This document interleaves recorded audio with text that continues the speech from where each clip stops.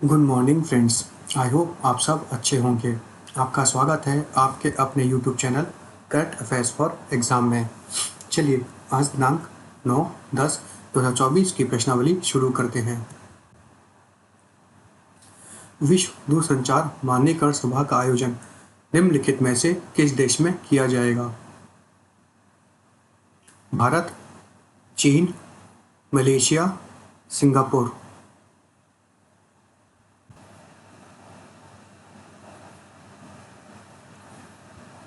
इसका सही जवाब है भारत। श्री नरेंद्र मोदी जी ने भारत में नई दिल्ली में अंतर्राष्ट्रीय दूरसंचार संघ विश्व दूरसंचार मानकीकरण असेंबली अर्थात international telecommunication union world telecommunication standardization assembly के दौरान इंडिया मोबाइल कांग्रेस के 8वें संस्करण का उद्घाटन किया। WTSA अंतर्राष्ट्रीय दूरसंचार संघ डिजिटल प्रौद्योगिकियों के संयुक्त राष्ट्र एजेंसी के मानकीकरण कार्य के लिए शासी सम्मेलन है जो हर 4 साल में आयोजित किया जाता है। यह पहली बार है कि ITU WTSA की मेजबानी भारत और एशिया प्रशांत में की जा रही है।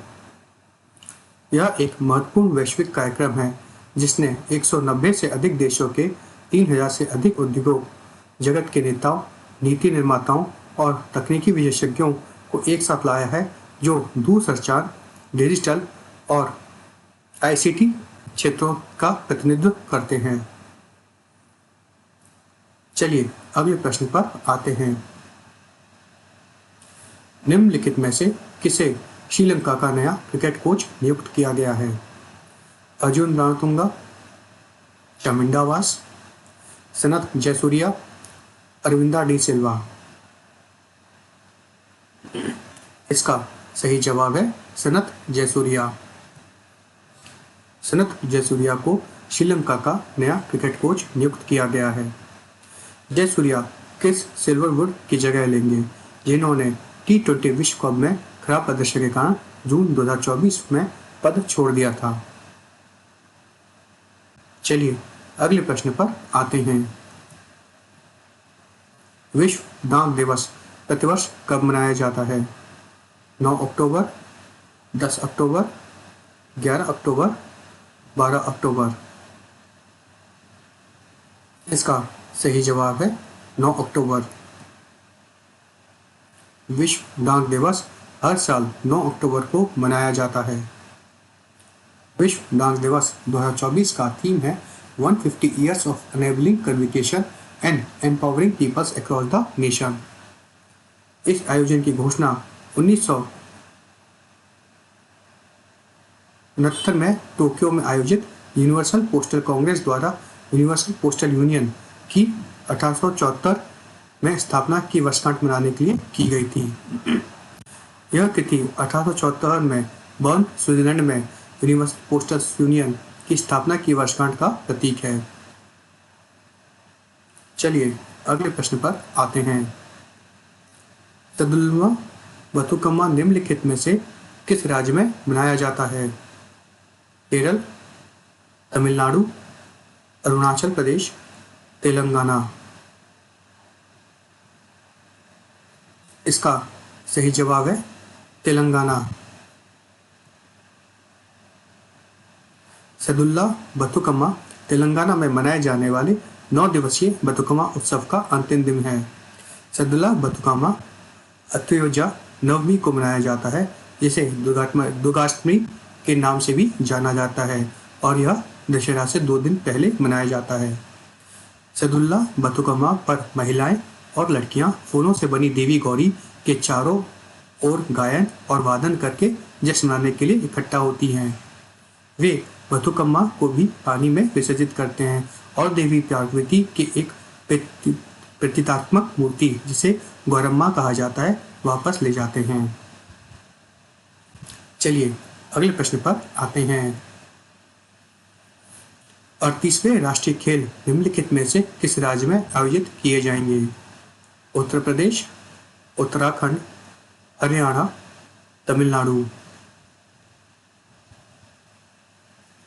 इसका सही जवाब है उत्तराखंड।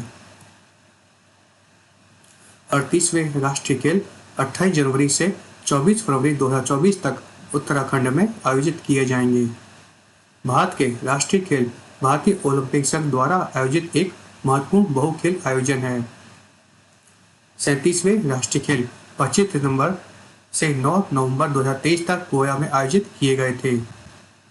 मूल रूप से अखिल भारतीय ओलंपिक खेलों के रूप में जाना जाता था और इसका पहला संस्करण 1924 में लाहौर में आयोजित किया गया था। 1940 में बॉम्बे में 9वें संस्करण के द्वारा आधिकारिक तौर पर इसका नाम बदलकर राष्ट्रीय खेल कर दिया गया। चलिए अगले प्रश्न पर आते हैं। अटल पेंशन योजना नामांकन निम्नलिखित में से किस संख्या को पार करता है? 4 करोड़, 5 करोड़, 6 करोड़, 7 करोड़। इसका सही जवाब है 7 करोड़। अटल पेंशन योजना APY में नामांकन की संख्या 7 करोड़ को पार कर गई है। वित्तीय वर्ष 2024-25 में 56 लाख से अधिक सदस्य इसमें शामिल होंगे। APY एक सामाजिक सुरक्षा योजना है जो प्रति माह 1,000 रुपये से 5,000 रुपये तक की गारंटी न्यूनतम पेंशन प्रदान करती है। इसे सभी भारतीयों, विशेषकर गरीबों, वंचितों और असंगठित क्षेत्र के श्रमिकों के लिए एक सार्वभौमिक सामाजिक सुरक्षा प्रणाली बनाने के लिए 2015 में लॉन्च किया गया था। APY जीवन भर एक गारंटीशुदा पेंशन राशि प्रदान करता है और ग्राहक की मृत्यु के बाद पति पत्नी को भी वही पेंशन राशि प्रदान करता है।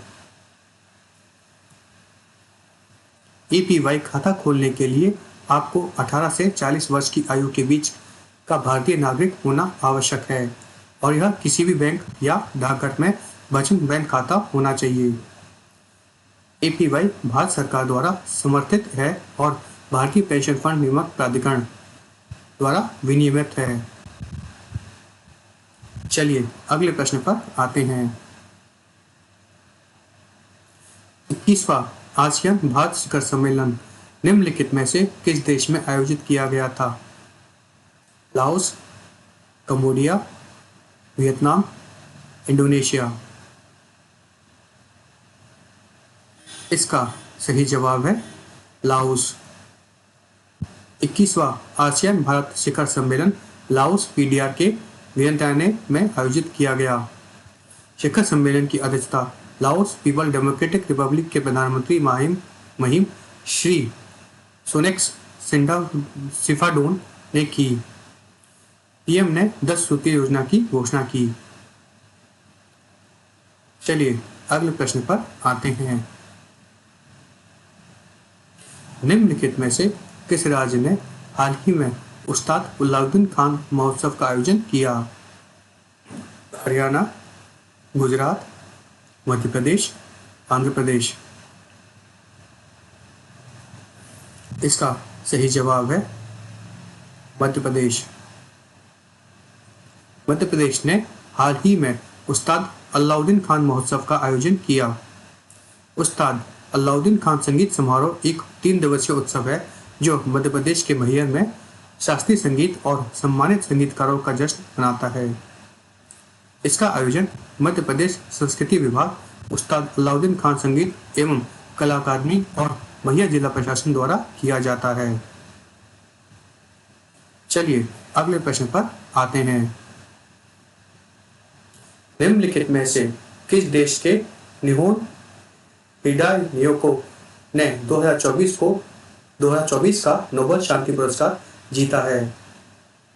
चीन, जापान, सिंगापुर, लाओस। इसका सही जवाब है जापान। जापानी संगठन निहोन हिडायो ने परमाणु हथियारों से मुक्त दुनिया हासिल करने के लिए अपने काम के लिए 2024 का नोबेल शांति पुरस्कार जीता है।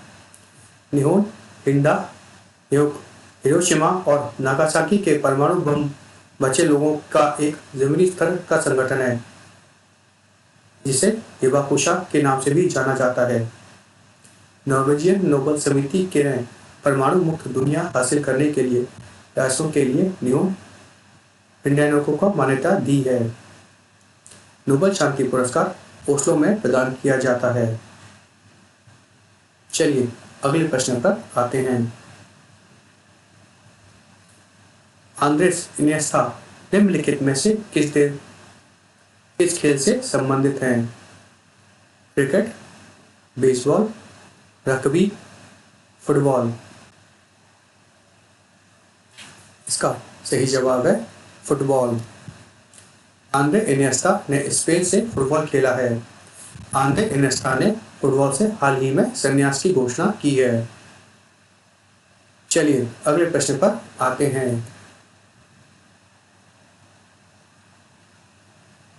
चेरनको एक्सपेरिमेंट वेधशाला को निम्नलिखित में से किस स्थान पर स्थापित किया गया है? दिसपुर, श्रीनगर, लद्दाख, चंडीगढ़। इसका सही जवाब है लद्दाख। मेजर एटमॉस्फेरिक चेरनोकोव एक्सपेरिमेंट एक इमेजिंग चेरनोकोव टेलीस्कोप है जो लद्दाख के हानले में स्थित है। मेज टेलीस्कोप से वैज्ञानिक को खगोल भौतिक की मौलिक भौतिकी और कण स्वतंत्र तंत्र की समझ बढ़ाने में मदद मिलने की उम्मीद है। हानले में दूरबीन का स्थान अत्यंत कम प्रकाश प्रदूषण प्रदान करता है जो गामा किरण अवलोकन के लिए आवश्यक है। चलिए अगले प्रश्न पर आते हैं। हाल ही में निम्नलिखित में से किस डाक सर्कल ने रतन टाटा के सम्मान में विशेष कवर लॉन्च किया है? केरल, आंध्र प्रदेश, हिमाचल प्रदेश, बिहार। इसका सही जवाब है बिहार। हाल ही में बिहार पोस्टल कवर सर्कल ने रतन टाटा के सम्मान में विशेष कवर लॉन्च किया है। फ्रेंड्स, आज का सेशन यही समाप्त होता है। आपको हमारा सेशन कैसा लगा कमेंट करके बताइएगा तथा लाइक एवं सब्सक्राइब अवश्य कीजिएगा। धन्यवाद।